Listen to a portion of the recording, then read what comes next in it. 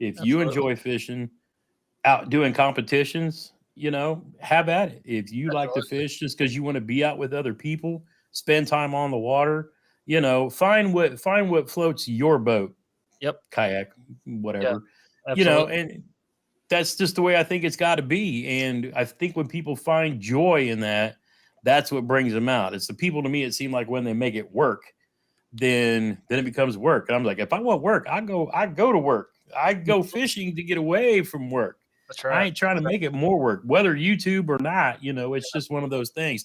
What's up, everybody? Welcome back to another edition of Gramps Live.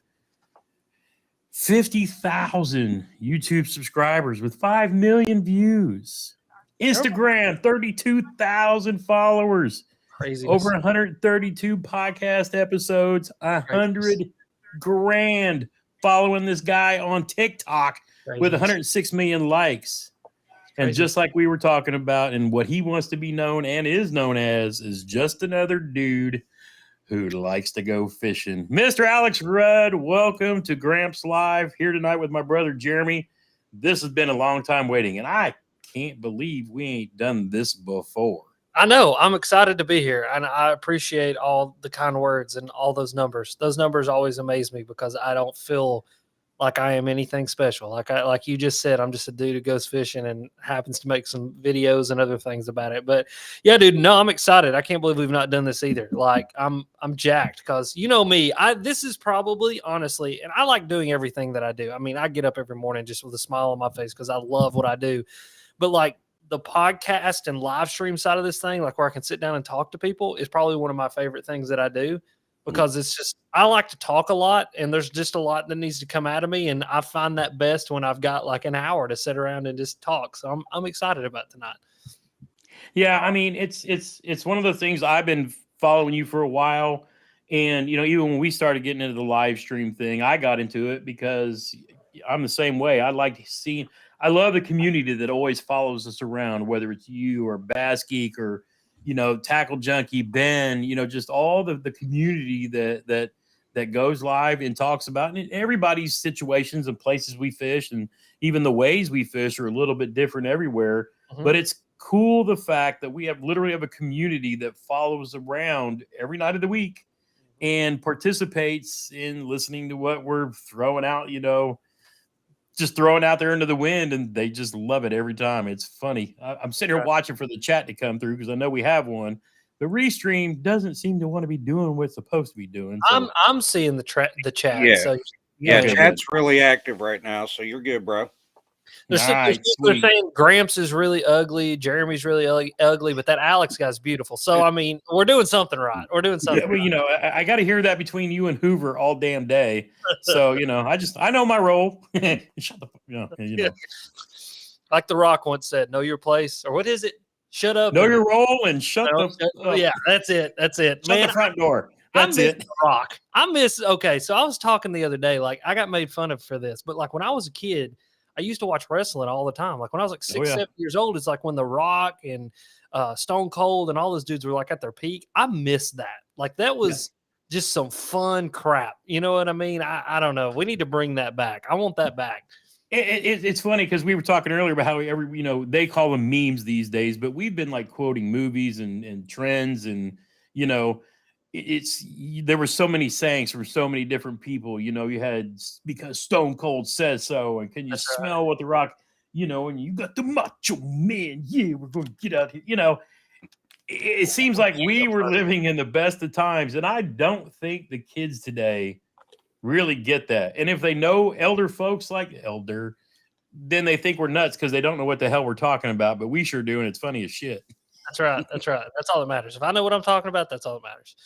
Yeah. You get my joke. You might not. Hey, whatever. So, man, you're already doing a little fishing this time of year. Mm-hmm. Yeah, I went out there today. I went out there today. It sucks. It's terrible. So I tell everybody, y'all have ice. We have January and February.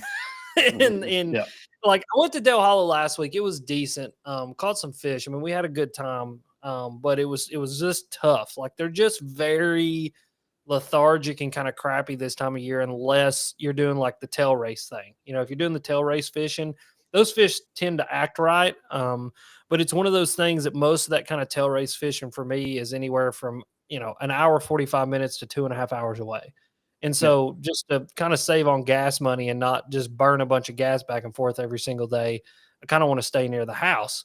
And so I've been fishing local, quite a bit, but man, it's just one of those things. Like when I say the bite is slow, like it is one of those that you're dragging a jig and like you can check Facebook and like put your phone back in your pocket and drag it a little bit more and then check Facebook and then maybe it'll go that and you'll have one. You know what I mean? So it's gonna get there though. I mean, about the end of this month, and then March. March is when it just goes gangbusters. I mean, like that is when it is on like Donkey Kong around here. Spring, pre-spawn, that whole pre-spawn bite. They start eating crankbaits and slobber knockers and everything else that you want to catch them on. And I mean, it is Oh just yeah.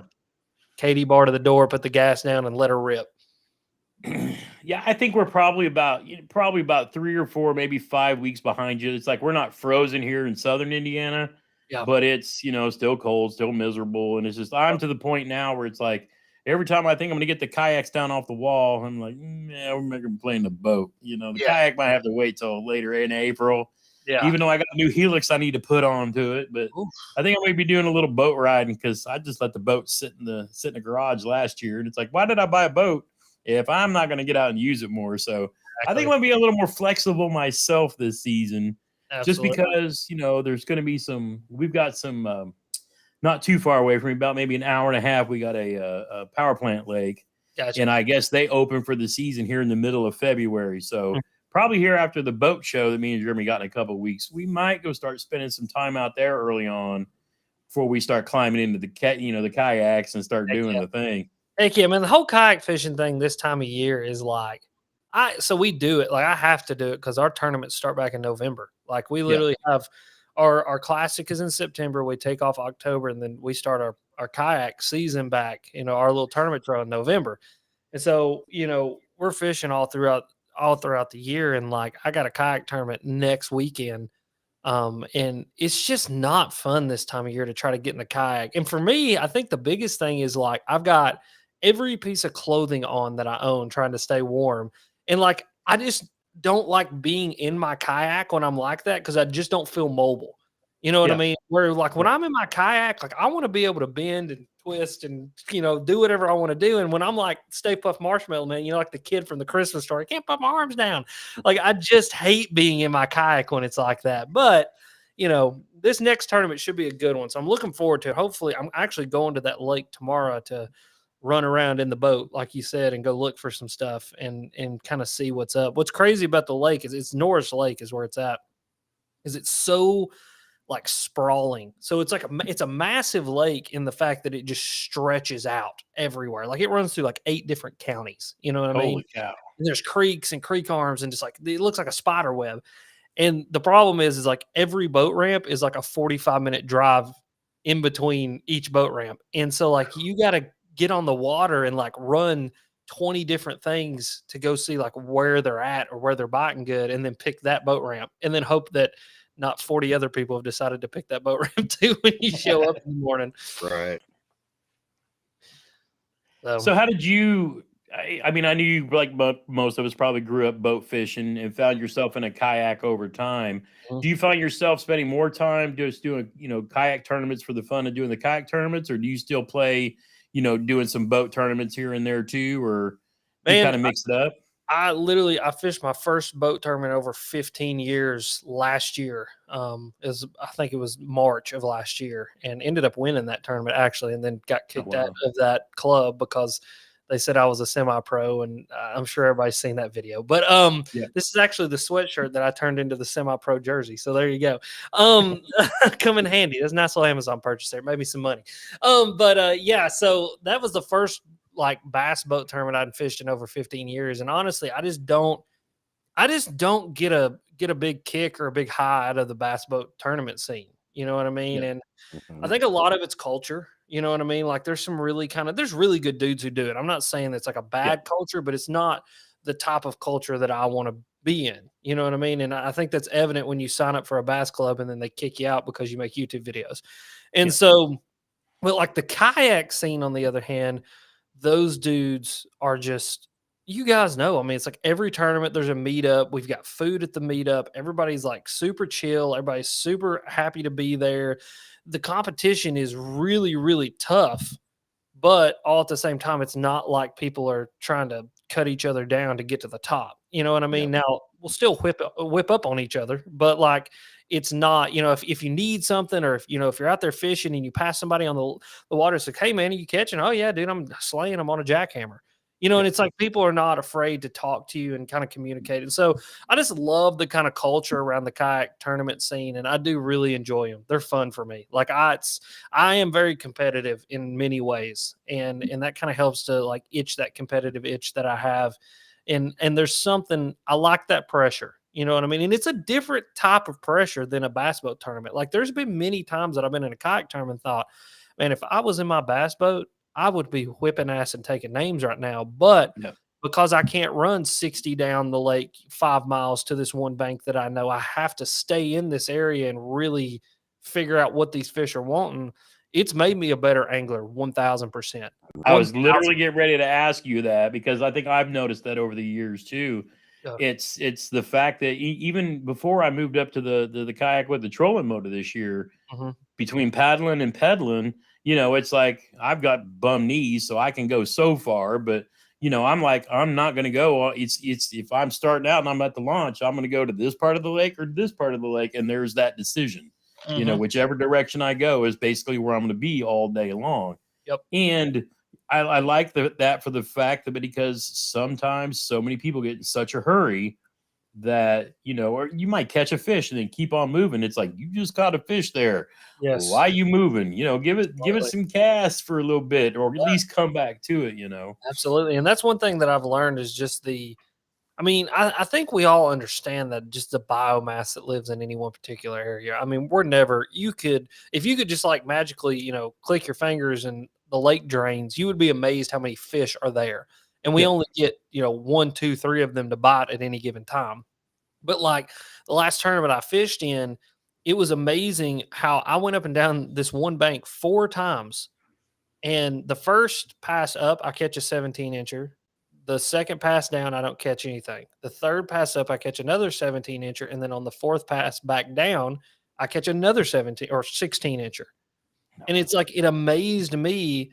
Like, if I was in my boat, I would have ran that bank and I'd have sat down and I'd run to the next bank that I know has fish Yeah. on it. Where what that tells me is like, hey, man, there's way more fish here. And it might just be an angle or something different that gets that other 17-inch fish to eat. Yeah. And there's been so many times in kayak tournaments that I'm just like, I'm going back through water thinking, I've already fished this. I need to go. And then, I catch an 18-incher and I upgrade. And so it's very interesting. I love the kayak tournaments, and I love my kayak. I love my favorite kayak though right now is my Shoaly. I am itching for warm weather so I can break the Shoaly Yeah. back out and do some creek fishing. I've already like warned everybody. I'm like, listen, if you want to know where I'm at this summer, I will be chest deep in the water somewhere in a creek, like pulling my kayak over a beaver dam. Like I am going to be in the Yep. creek, and that's where I'm living all summer long. Yeah, I've seen John's had a lot of focus of that over at Creek Fishing Adventures. It's like once he got, and I've seen the few times that you guys have been out Yeah. and messing with those, and for you guys having a yak that's really focused on, built for rivers. I'm curious to see other folks looking at the Bonafide RVR, Mhm. those that are specific because Jeremy and I grew up fishing in creeks, but we were wading in a little smally. But there's some bigger river / creek parts up in northern Indiana that's loaded with a whole lot bigger smallmouth that we Absolutely. really never really got to when I used to live up there, 15 years ago, because Mhm. we were playing around in our boats and there was only so many places that you could go Mhm. on the river up there. But Yeah. now that I discovered what kayak bass fishing tournaments are, Yeah. and then go back and look at the results on the 2 major river chains that run through Indiana and seeing the 16, 17, 18, 19, even 20-inch smallmouth bass being caught up there, We said this year we're going to go get some of that. Yeah. Absolutely. I mean, dude, it is amazing to me. So I'm sure you guys watched the video where I caught the muskies in the creek. And so my thought process was, if a 35 to 40-inch muskie can live in this creek, why can't a 7-pounder live in this creek? Why Yeah. can't a 6-pound smallmouth live in this creek? And, I ended up catching about a 4-pound largemouth in one of those creeks. And John is consistently catching. I mean, today or yesterday, day before last, whenever it was, he caught like a 22-inch spot that almost went 6 pounds out of a creek. Holy And cow. so, like, it makes me think that there's a lot of really untapped potential. And like, there's guys that I talk to. There was a cat that I was talking to. One of these, I don't want to say a lot of these creek names because if I say them, people will know like exactly where I'm at. But one of these creeks, this guy was working on power line, and so they had access to this private property because they were working on this power line. He works for the power company. And he said on his lunch break, he would take his fishing rod down to the creek where the creek ran through. And he said, man, I went down there. He said, I was slaying the big bass. And this guy's not really a big fisherman. You know what I mean? So Right. I'm catching big bass. So I'm thinking, oh, dude, he's catching like 2-pounders. I was like, you got any pictures of him? He's like, oh, yeah. He pulls up his picture, man. He's holding like a 5.5-pound smallmouth. And I was like, what? Where did you catch that? And so he told me, and I was like, how many did you catch? He was like, oh, man, we went down there every day that whole week, and we catch like 10 apiece. And I was like, and they're all that size? He was like, oh, yeah. And so he starts showing me pictures. And I mean, dude, it's anywhere from 3.5 to 5-pound smallmouth coming out of a creek that is literally 6-7 foot deep and 10 foot across. And Wow. I'm like, dude, the potential around me, just because I know all these little creeks and all these little accesses, little places I can just dump the kayak off and go on a paddle. I'm thinking, man, this summer, like as soon as it gets warm enough, I'm throwing the 9 in the front of the kayak for the snakes and the crazies, and I'm getting a buzz bait and a wacky rig, and I am going to work on these things, dude. Like I cannot wait. All right, I'm going to try resetting because I don't have chat. Jeremy, I know you had a question, so I'm going to reset and hop right back in. All right, that'll work. So while he's not here, Alex, you got to talk about freaking spider. You got to convince him. Yeah, convince him that's the way to go. Topwater. He can't catch fish on a frog. So I thought, why not talk about the little spider? I was watching that video you did out on the that little pond, and I was like, man, the third fish you caught, I was looking, and I even rewound it. I never saw it actually eat it. It was like there and then gone. Yeah. And I was like, holy cow, because I saw the first two, but the third one, I never even saw it bite.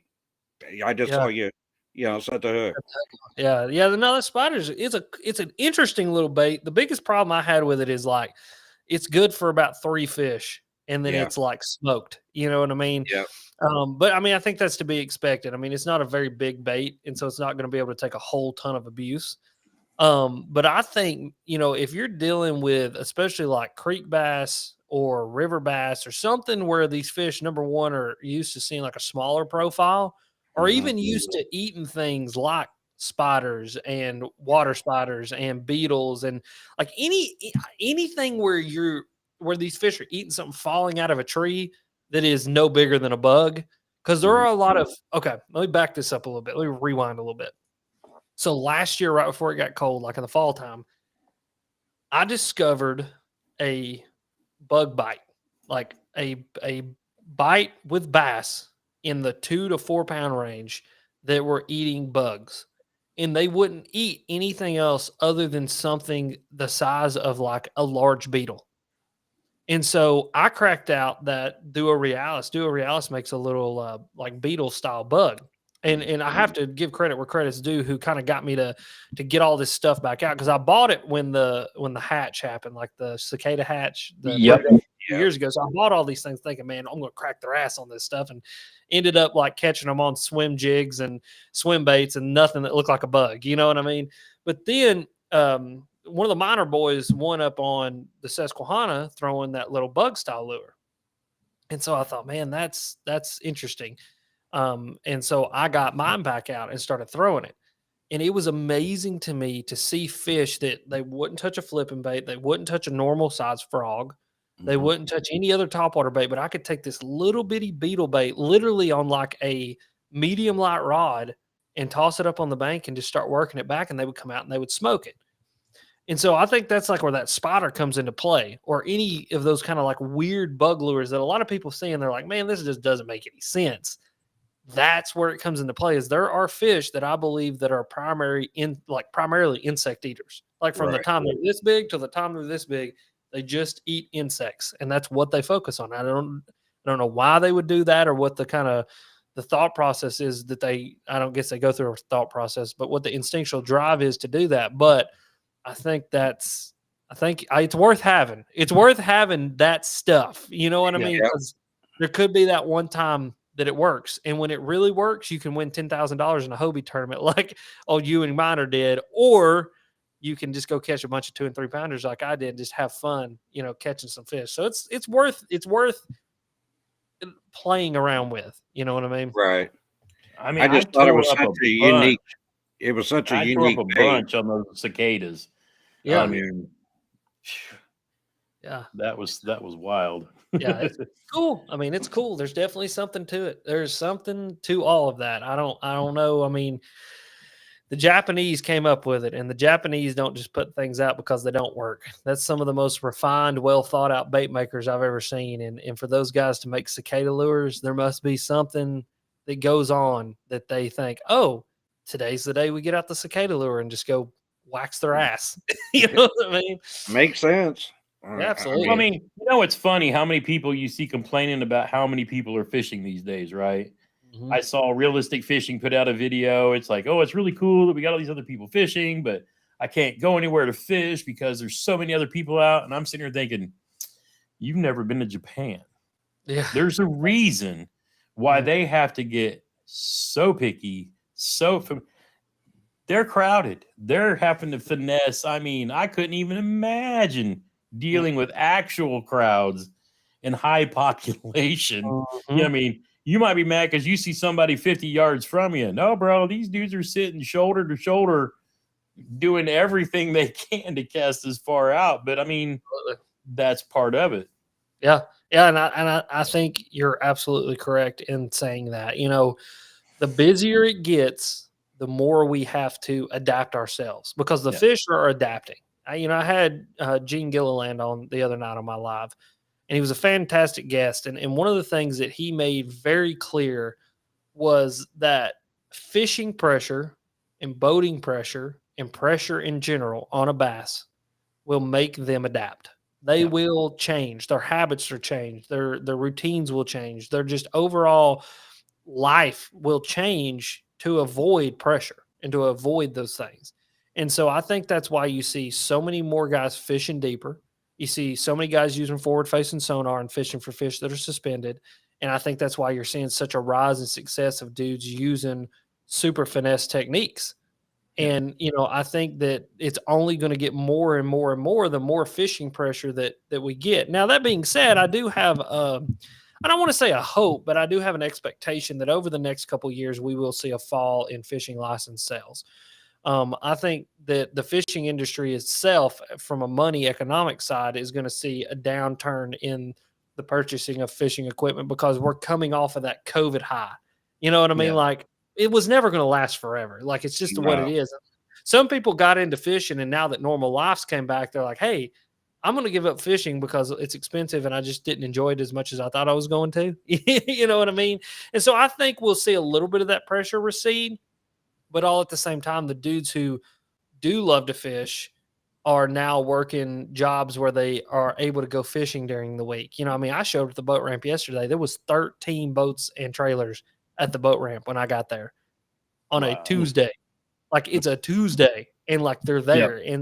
And I talked to a couple guys at the ramp, and, he was telling me that he has a job where he works from home. And so he can kind of like cut out a little bit earlier, cut out to go fishing. And so I think we're going to see a lot more of that. But all that being said, I think that those more finesse techniques and those things that like the Japanese have to do are going to become more and more prevalent in America, because we're going to have to deal with that amount of pressure. I mean, the dudes in California already know, Yeah. so like that just passes on to us. And, look at me. I'm the wacky rig and Ned rig king of the world now. And it's just because that's what fish eat. It is tough to get them to eat the normal things anymore unless you're just out there on the crappiest day of the year when no one else wants to be out there. So I think one of the things I've noticed too, and probably the direction that we're kind of heading is, like you said, with so many boats. I mean, it seems like every bigger lake that we have here in Indiana has a tournament on it every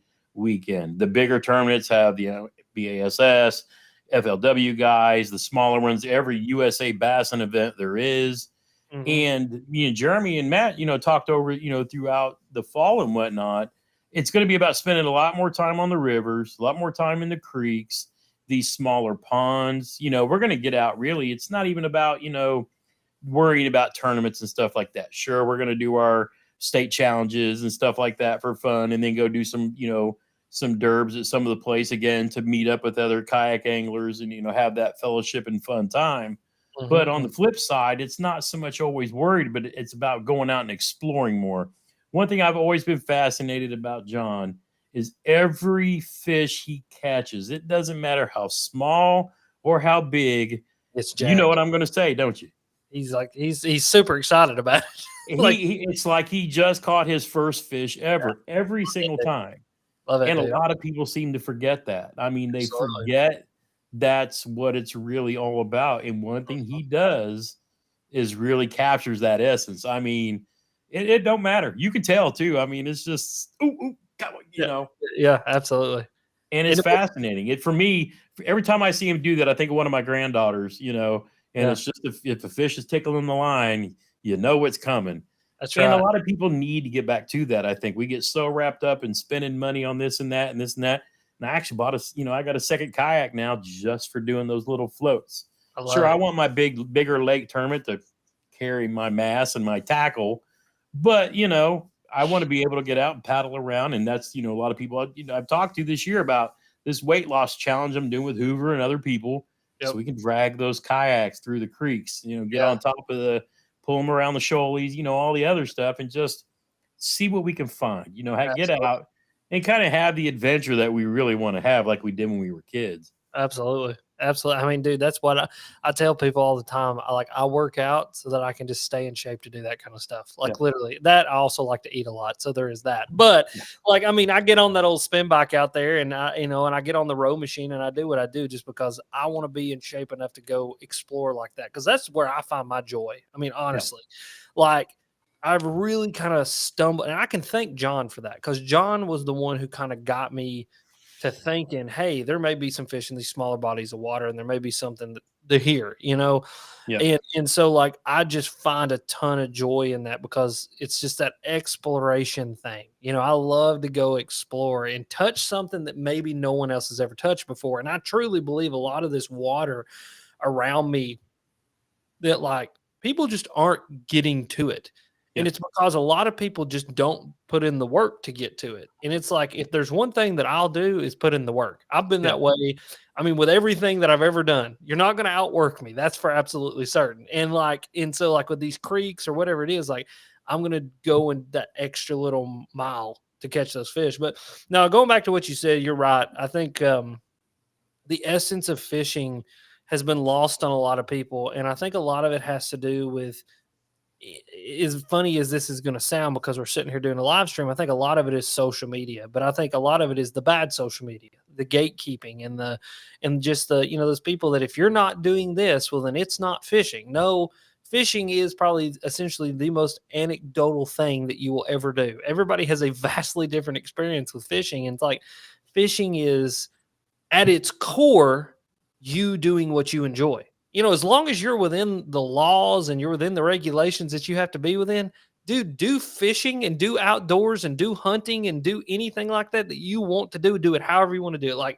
If you like treeing, cougars with dogs and shooting them with a bow, dude, do that. As long as it's legal in your state, send it. Because if we don't enjoy these things and we don't capture that essence that is the outdoors through hunting and fishing and the use of public lands and waters, we're on a very slippery slope. There's a lot more people who don't understand it and that would vote against it than do understand it and would vote for it. And so I think it's very important for us to all kind of keep that mindset in whatever aspect of outdoors that we're in. And so I totally agree with you there.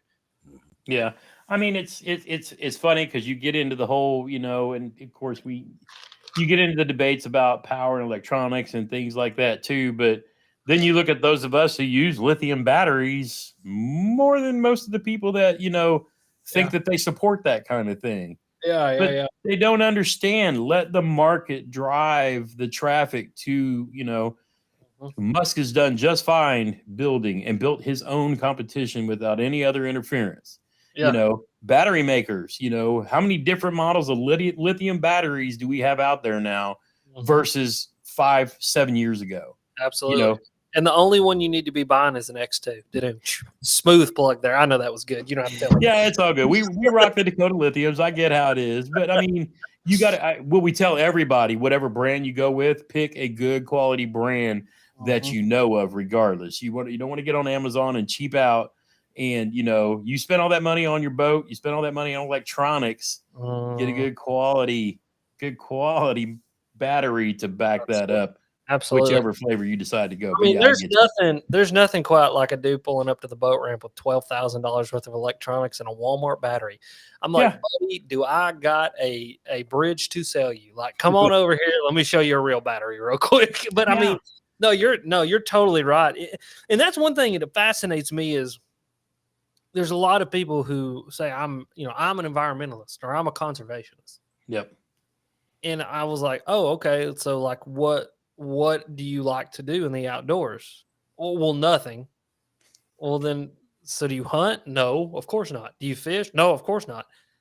Well, then how are you a conservationist or an environmentalist? Because like with us, in my mind, and there's people who disagree with this, but it's just the truth. We are the truest form of an environmentalist and a conservationist because we are outdoors. I mean, I'm outdoors literally every single day of the week. Like 7 days a week, I am outside in some capacity. And I'm very lucky to be able to have a job where I get to go fishing every day and be in the outdoors. But like, man, I can tell you when the bass spawn. I can tell you when the bucks start rutting. I can tell you what a pair of eagles looks like when they're breeding. I can tell you the difference between an affiliated woodpecker and a barred owl. And, all these I can show you, I can tell you that's deer poop, that's coon poop, that's, this, I'm out there experiencing the outdoors and I'm intimate with the outdoors in a way that many people will never be in their whole entire life that will say, I support the outdoors and I support conservation and the environment. Yeah, and they think because they drive a Subaru and, okay, I'm good.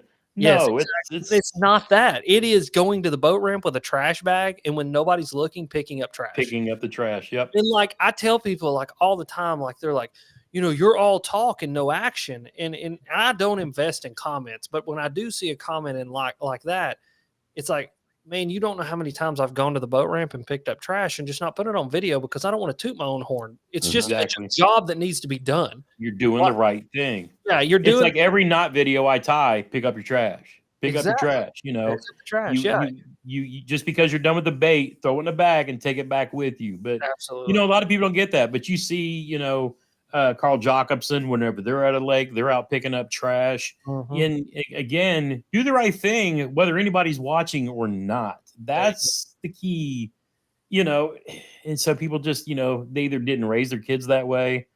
And, we've just gotten away from it where they're just going to go, oh yeah, we're outdoorsmen because we went and had a campfire next to the lake. Yeah. We saw the trash that you left. That's right. You didn't leave the place better than what you found it. And that's really what we need to get back to these days, or one of these days. I mean, I lived in Europe when I was a kid. My dad was in the Army, and then I went over there. I was stationed over there, and I've seen what places that are crowded with people are like, and not having a lot of resources, not having a lot of parks. We're blessed here.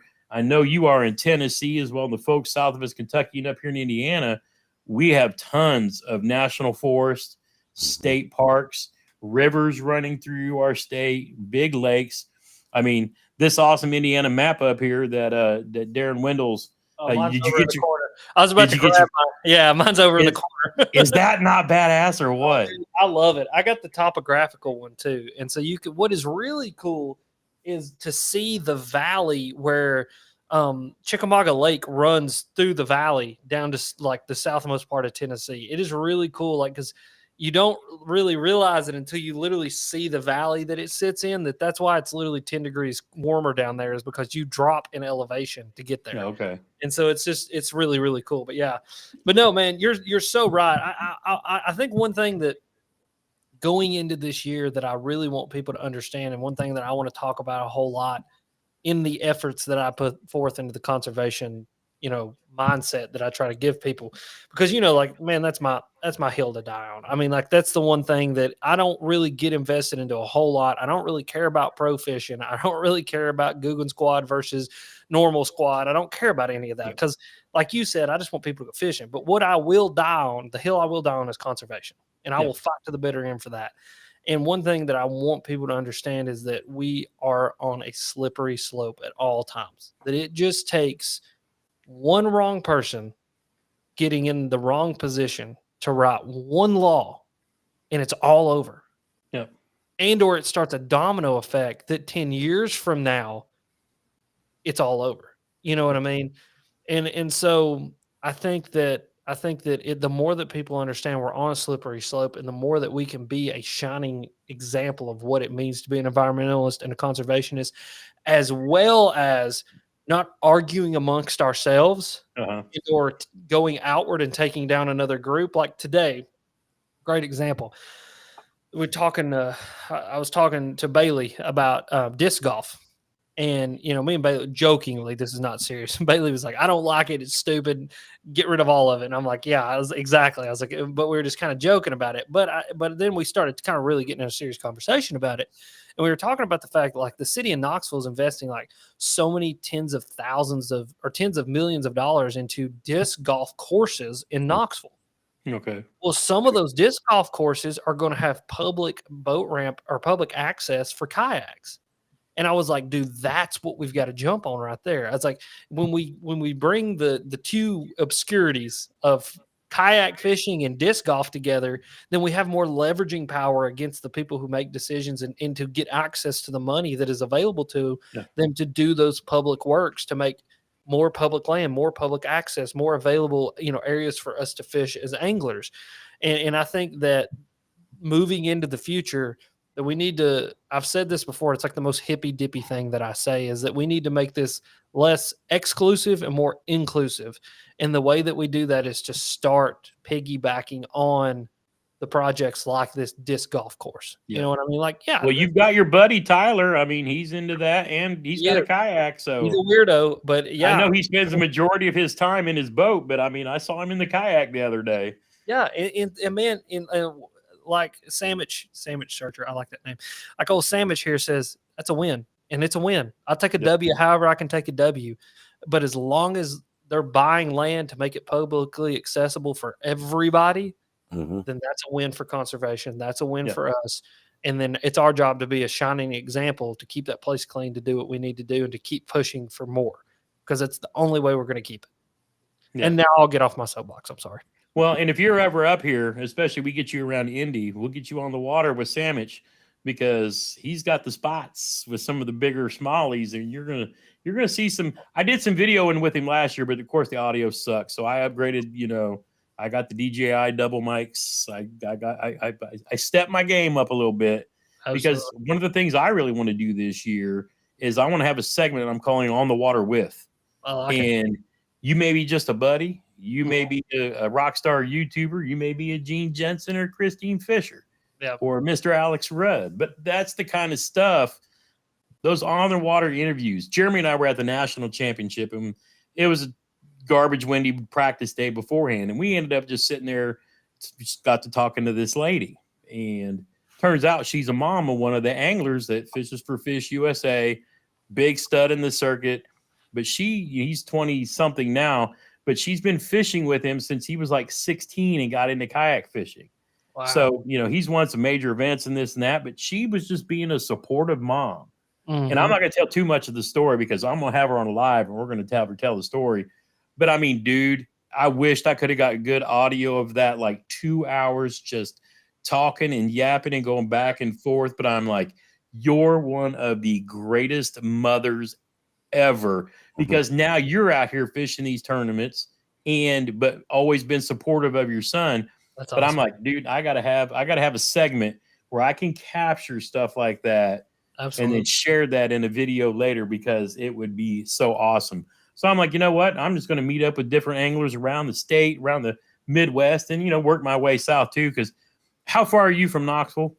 Oh, I mean, I live in Knoxville technically. Yeah. So me and Jeremy have our cousin Donnie that lives down there. You think by now, Donnie. you would think by now we would have been down there fishing at his place. Yeah. Yeah. It's like we never even thought about it. Come on, we'll go fishing. Like anytime you just hit me up. Like any day. So we're gonna hit it. I mean, we're making plans to come to the Classic. We're both life members anyway with Bass. So, with all that going on, we're gonna come down with Ralph and we're gonna spend a few days and go. I haven't been to a big boat show in probably 20 years. Let alone I don't think I've ever been to the Classic. And I was like, you know what? That'd be a good time. I need to go down there just because. Absolutely. Yeah, no, the Classic's going to be fun. I'll be there walking around. I got some obligations. I'll be at X2 booth. Me and the Serious Anglers crew are actually going to be doing a live podcast from the Classic. So if you come walking by the X2 booth, I will grab you and I will make you sit down and I'll stick a mic in your face and ask you some questions. But Sweet. no, yeah, man, that's it. That's the essence of, that's why I bought this setup that I have here. Like I invested about $1,000 earlier this year to get this so that I can take it on the road with me, that I can set it up and I can be around a campfire or whatever it is, and I mean, like this thing detaches and like, people can just hold them and talk to them. I mean, like whatever it's going to take. I mean, I think that's where we find the essence of what we do is in those moments. Yep. I've had the best conversations about fishing, about conservation, about life, sitting around a campfire, standing at the boat ramp. I mean, I met a guy today named Bill, and Bill talked to me at the gas station, and then Bill saw me loading my boat up after the day was over, and Bill whipped in there and talked to me again. And Bill was a super awesome guy, goes fishing in Alaska once a year for salmon. And I'm just like, I don't know this guy from Adam, but what connected us was fishing. Mm-hmm. And I think, that dude has a story. He's had a life, and I'm sure that he is full of all kinds of wisdom that I don't have because I didn't have his experience yet, or not, and I may never have his life experience. Yeah. And I think that's where we learn, man. That is the essence of what I love right there. Like that is what I think is so cool about life. And everybody that I've got to meet is just like, not the fishing itself. The fishing is really cool, but it's like the person that I get to know while I'm fishing or around fishing or through fishing. And it's dope. It's dope is what it is. That's the best way to describe it. Just straight dope. Yep. I mean, you're right. The last campfire that we were around was on Veterans Day weekend. And we were going down to work out some stuff, talking to, we'd met Chad Hoover and at the national championship. And, we were like, hey, let's do some stuff and things. And we're like, cool, so we took a few days and we went to go hang down and we were going to go fishing with him, but ended up, it was raining, this and that. Mm-hmm. And I tell you what, dude, we probably spent 2.5, 3 days. I think we went fishing for an hour one time just at sundown, but the quality time just sitting there talking around a campfire, I mean, 4 hours. Absolutely. About fishing, about life, about veteran stuff, about, whatever. Just everybody, we're lucky enough to be old enough where, when you're a guy, everybody's always YouTube celebrities.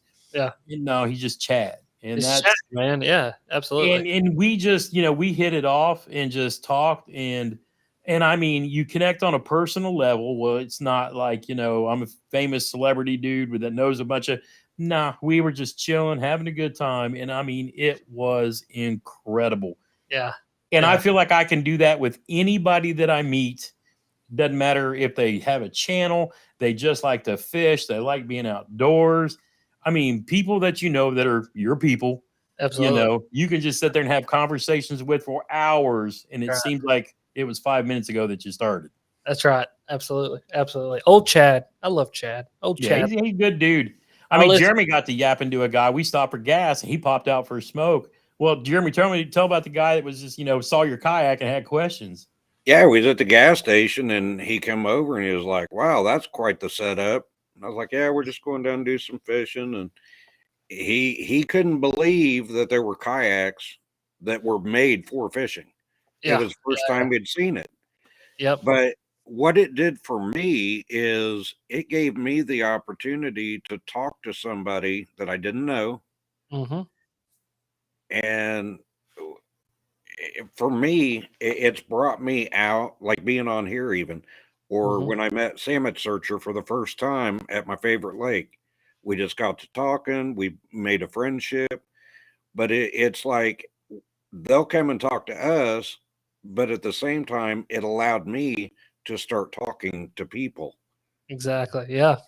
So, I mean, it's funny how the outdoors community and fishing is really like that. When we talk about it being therapeutic and therapy, that's really true. I mean, Jeremy's been one that's been kind of a recluse for like the last 4 or 5 years, ever since he got out of the VA domiciliary, until we got out and started fishing, doing some Heroes on the Water events. Heck yeah. And it's kind of helped him find, as he said last week, find his voice. Mm-hmm.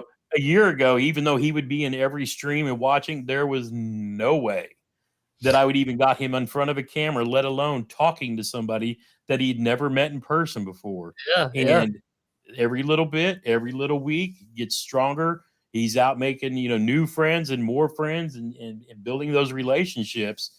And that's the great thing about having the internet, like we used to do with playing video games. Yeah. Now you can sit here and chat and talk to everybody, either in chat or, wherever, and then hook up, meet, and go fish. Yep. And, it's like you've known each other for 10 years. I mean, you got to think, me and Ben Nowak, it's my best friend. I met him through YouTube. Yeah. The Scarantino boys, you guys have seen Michael on my channel. He doesn't do YouTube, but he's good, one of my best friends.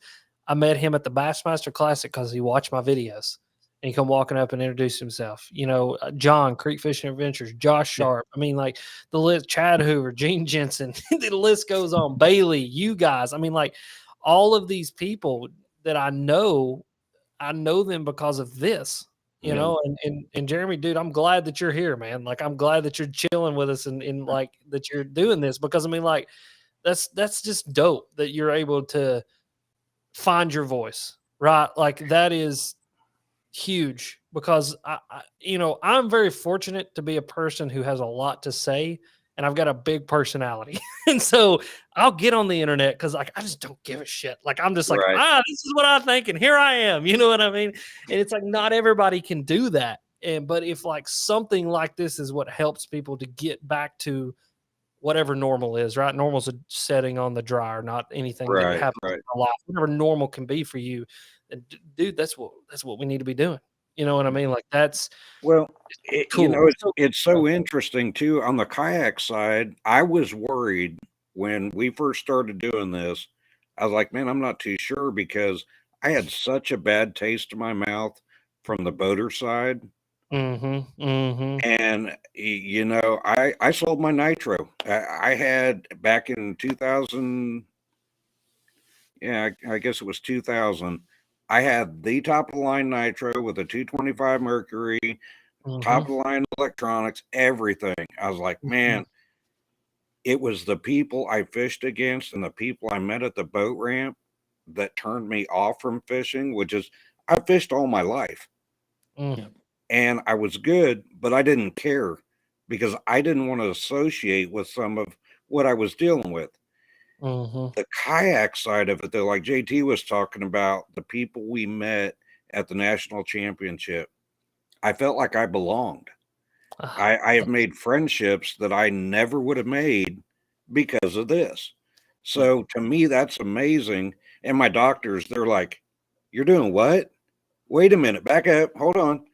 You're putting yourself out there." I'm like, "Yeah," and they're like, "Keep doing it. It's working. We see the improvement." Absolutely. So yeah. They literally prescribed going to the classic. What do they call it, Jeremy? Recreational exposure therapy or exposure therapy. Yeah, because for me, I have a condition called agoraphobia.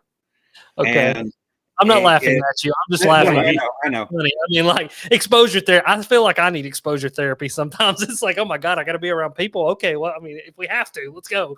So what they do is they make me do things knowing I am going to have a physical reaction to it that can be debilitating. Yeah. But the more I do it, the less it impacts my life. So eventually I will have a new norm. And my doctor's like, hey, a kayak can be a medical device for you because it's literally saving your life. Yeah.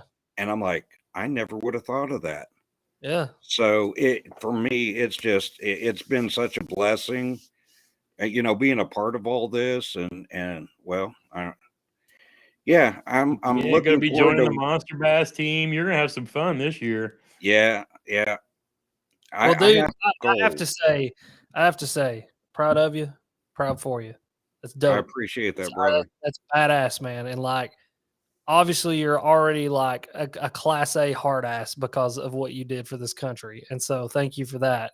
But the second thing is, it's like that's one battle, but this is a second battle, and you're kicking this one's ass too. And like, dude, that's just that's all that I could ever want for you. You know what I mean? I don't even know you, but like, it's like that's all I could ever want for you. You know what I mean? And like, thank you for sharing that with us because I feel like what's cool here is like I think that I don't know your story completely, but what it sounds like is that even 6 months ago that would have never came out. And like now that it's here and like you're able to put it out there, man, like dude, when you see me at the classic, come chill with me. Cause like Oh, definitely. Like come chill with me and like I'll walk you around, I'll introduce you to people, we'll have a good time because I can promise you, like when you're chilling with me, like we're gonna have a good time. Like, Oh yeah, I know it. You know what I mean? Yeah, So I feel comfortable with you already. It's like, and that's the other thing that people, being able to be comfortable around people instead of talking to my dog, so that's going to be fun. Talk to my dog. That's good. That's good. That's good. Yeah. That's dope though, man. That's again proud of you, proud for you. That's really cool. That's really, really cool. I dig that. I'm glad you shared that. Well, cool. Thank Yeah, you. Jeremy's had a lot of fun. He's been, he's always lurking in the chat, got to know everybody, and then, you know how the chat goes. They get back and forth joking with each other. You got Liz and Caro, and everybody out there going back and forth. Keeping it lively, of course. And then we got him onto a live stream. In the first one, he just kind of sat in the background. Comfort level. It's all about what makes him, but little by little. And I mean, it's like. He'll call Dad later on, and we'll have a blast because I'll be sitting here with a tear in my face, knowing how much and how far it's come, and the fact that I mean, dude, you don't have a lot of people that has got to fish and be around their fishing partner and buddy their entire lives. That's right. I mean, outside of a couple of us being stationed in different places at the same time. Yeah, we've always been a couple of hours within each other to be able to just, whether we were in a kayak or playing in a boat, whatever, to just go wet a line somewhere. I mean, when he's up in India, I might come out and we just go out to his retention pond. Hell yeah. That's awesome. But having that, we're actually taking the whole YouTube thing as an adventure together and bringing other friends as well. It's kind of a more partnership than it ever is going to be with Fishing with Gramps. It's like the Two Live crew going on now. So I mean, it's fun that I've got my actual fishing partner. And as much as my boys grew up and whatnot together, their Uncle Jeremy has always been the hammer. Right. And that makes it fun. And the fact that we can share this, I'll get him on here. We'll use him to grow on YouTube as well. Just because, the whole point for me and this whole thing is to share what we love, truly what we love to do. And, it's like I'm tired of talking about tackle and rods and reels, and I'm ready to go fish. That's right. That's right. Man, dude, that's the truth. Like, I don't know, man. Like, something happened a few years ago with me where I was like, okay, I am like done talking about all the baits and all the rods and all the reels and all. I mean, like, yeah, I love all that stuff. Don't get me wrong. Like, I will sell you on a slobber knocker all day long. I love that freaking thing. But that being said, if I can't go catch fish on it, then I can't sell you on it. And so what's the first thing I got to go do? I got to go fishing. That's what I want to go do. I want to go fishing. And like, that's what my main focus is, just going fishing, having fun. You know what I mean? Doing podcasts and hanging out with you guys. Exactly. At least it gives us a way to kind of get through the winter. The guys that have ice, they go live on the ice and, poke holes in it. And the guys that are south, they get some time here and there. But, one of these days we'll start getting out and traveling more and find warmer weather during these time of year. But, Absolutely. for now, we just kind of talk about what we have and plan for events like the Classic. And then we got a boat show that's starting up next week that's up here in Indianapolis. And that's like the big one. So I haven't been to one of those in years. So it'd be kind of cool seeing all the stuff and all the people. And up here, they actually put 2 big pools in the convention center so that everybody can go try out all of the different kayaks and brands and kind of see what fits them. And I kind of wish I had, it's kind of cool that the companies can even do that nowadays, where you've got every major brand of kayak and you can go hop in it and kind of see what really fits you too. Absolutely. No, yeah, that's dope. I try to avoid boat shows and fishing shows at all cost. I'm very antisocial. As social as I am very antisocial. I like people. I don't like to be around people. My favorite time is when I'm on my boat by myself listening to a podcast and there's nobody to bother me. The only person I want to bother me is my dad and my wife and maybe my dog, and sometimes not even the dog. So there you go. So what are your top 3 podcasts that you like listening to every day? Number one's gonna be Joe Rogan. Yeah. Of course, Rogan, right? Mm-hmm. I am a huge Rogan fan. I don't think anybody can deny that. And then my other 2, as of lately, it switches. They kind of switch back and forth. Sometimes I'll get on like a true crime spree and go down one. I listened to one a couple weeks ago. It was about the great caviar heist of Arkansas and or Missouri. And it was fascinating. It was about these Russians that came into Missouri and were killing paddlefish and selling their roe as sturgeon roe. And so they were essentially killing these fish out of season, taking the roe and then selling it as sturgeon roe as a lie. And it was a fantastic podcast series. So that was cool. But no, wow. Yeah, it was really, really, really dope. But the first one is probably Rogan. And then the other 2 is 2 Bears, 1 Cave, and then Your Mom's House with Christina P. and Tom Segura. And so Joe Rogan is like, oh, I'm going to learn something or I'm going to be informed about something. And then Your Mom's House and 2 Bears, 1 Cave is I literally have to sit down in the bottom of the boat because I'm laughing so hard at 2 comedians having a conversation with each other. And so, yeah, I told a story on the Bass and Brews live stream about how if you like 2 Bears, 1 Cave or Your Mom's House, don't listen to them in public because bad things happen. And I'll tell the more sanitary one because it happened to me twice, once at a gas station, once at a Sonic. And so I'm at a Sonic and I am listening to 2 Bears, 1 Cave. And so to kind of lay the story out, there's 2 comedians. One's name's Bert Kreischer, the other's name's Tom Segura. And if you've never seen them, they're hilarious guys. And Bert Kreischer is really into like World War II and World War II, stuff. And so he collects a lot of things. Well, Tom Segura got on the black market and bought him a teacup that was Hitler's teacup. Like Hitler used the teacup. And so Tom Segura buys this teacup and gives it to Bert as a present for his birthday. Okay. So I'm sitting at the Sonic listening to this and I'm just chuckling and laughing along because Bert Kreischer's like cracking up and he's putting Kool-Aid in Hitler's teacup and like calling Hitler a douchebag. And it's just great. They're making fun of him and whatever. But I roll down the window, and as I roll down the window, Bert says, he's like dying laughing. He's like, no, I love Hitler and I love Nazis. I can't believe you bought me a teacup. The Nazis are the best. Da da da da da da da. And the lady goes to hand me the drink, and she's like, and she's just like, oh my God, what is this guy? Like, I'm over here like smacking my radio trying to get it to turn off, and I'm like, so now the girl at the Sonic, the very nice girl at the Sonic, now thinks I'm probably a Nazi, and I'm not. I'm not a white supremacist. That's how you get demonetized on YouTube, That is it. Like, everybody finds out Alex is a racist and a Nazi. I promise you I'm not. I have 2 black sisters. I am not a Nazi at all. But that was one of the instances. The second instance was at a gas station, and we're not going to get into that one here because it involves sticking something somewhere, and it was very loud across the gas station, and the lady at the pump next to me was just, I felt her. She leaned out around the pump, looked at me, and then just leaned on back, and I'm just like, I'm on my Apple Watch, like, pause. There you go. It's like when you're on Facebook and you see that Jesus lean meme. It's like That's what I felt like right there. what are Yeah, y'all doing in here? yeah. I was mortified to say the least. Oh my goodness. Well, good sir. It's 8:00. I can't believe how time flies. Normally I would just keep running for hours, but man, like I told you earlier today, I've been whipping my butt at work. I'm getting tired of this. I need to retire. But I got, Yes. like I said, 5 more years, and we'll just be doing this a whole lot more. That's right.